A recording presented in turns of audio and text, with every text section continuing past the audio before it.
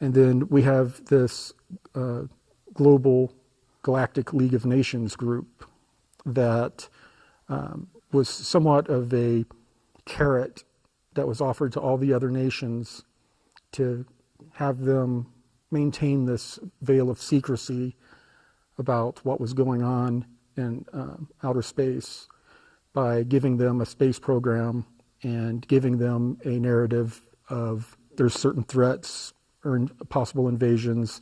We need to come together and work together.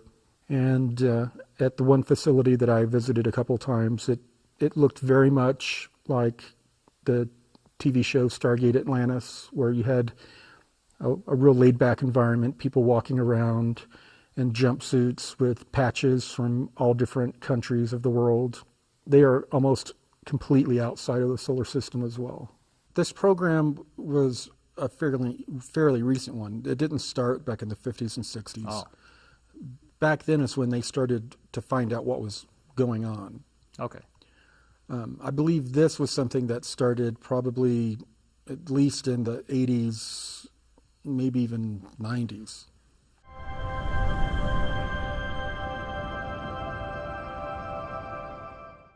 Where does the Alliance come into play now that we're talking about Solar Warden? You said Solar Warden got started in the late 70s and they got a lot of the Star Wars technology. Mm-hmm. How does this relate to the Alliance exactly? Okay. Well, they were kind of the root group that formed the Alliance. You had, now they're made up of breakaway or defectors from the other space fleet groups. Yeah, it was on the brink of that when the Sphere Alliance, the Sphere being Alliance, went into an active mode and made contact with the Alliance, the Secret Space Program Alliance, which had just started accepting defectors from some of these other groups, to where it wasn't just the Solar Warden group anymore. The Alliance was made up of defectors from the other programs as well.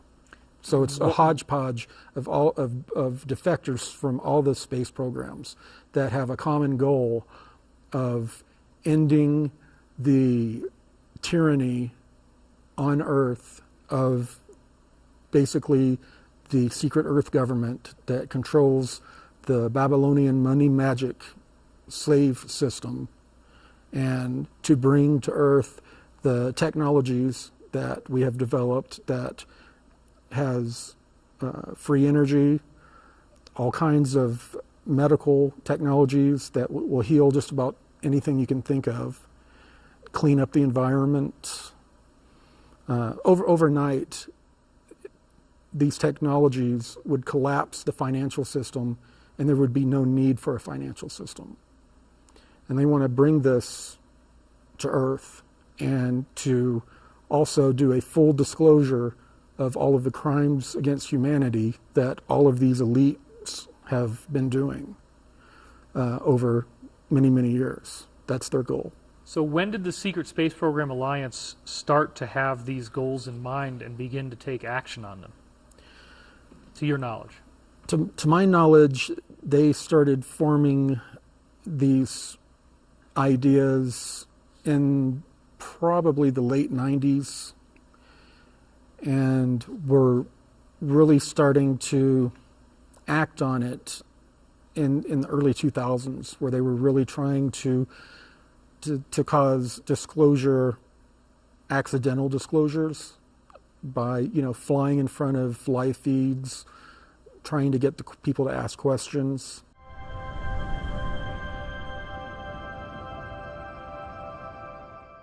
Is there an opposition going on to the cabal that goes beyond bloggers? Absolutely. Every single enemy they've created over the hundreds of years, every group they've alienated, every atrocity they've done to these countries over these hundreds of years has finally built up to a point to where they all came together, loosely came together.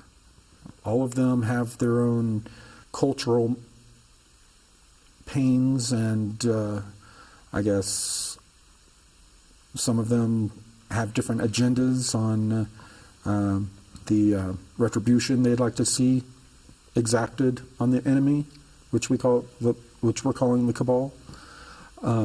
Others would like to just maybe just have a few changes. They think a world government is inevitable anyway, and the cabal was wanting to do it in an evil way, so why don't they co-opt it and do it the right way? Despite many of these alliance groups having different agendas and ideas about what should happen to the cabal once they overcome them, they've put aside a lot of differences and they've come together for a common goal, which is to defeat the cabal.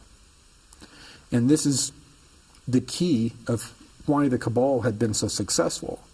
They are made up of many different syndicates of people with many different belief systems and agendas, but somehow they found a way to work together. To the 0.01% of them have found a way to work together, even though a lot of them really don't like each other, to exact control over the earth. Well, the alliance is following the same playbook, getting together with people they wouldn't normally work with, forming a loose alliance, and trying to, or actually are in the midst of overthrowing the financial system that this cabal has set up for the last 100 years and want to replace it. So I think people that are investigating this have felt that the cabal controls central banking in every country. They have bribed or compromised all of the leaders in every country. The leaders are blackmailed. And therefore, even people who are fairly compassionate and reasonable folks, there's a widespread belief that this cabal has just penetrated every country, all aspects of society. So what do you say to those people when they hear about the idea of an alliance and I just don't believe it? Well, there is an alliance, and it is true that this cabal is a master at infiltration. And indeed, they have infiltrated elements of the Earth Alliance. And, this is a problem, but the BRICS Alliance. But you're talking Brazil, Russia, India, China, South Africa is the BRICS. Right. Yeah.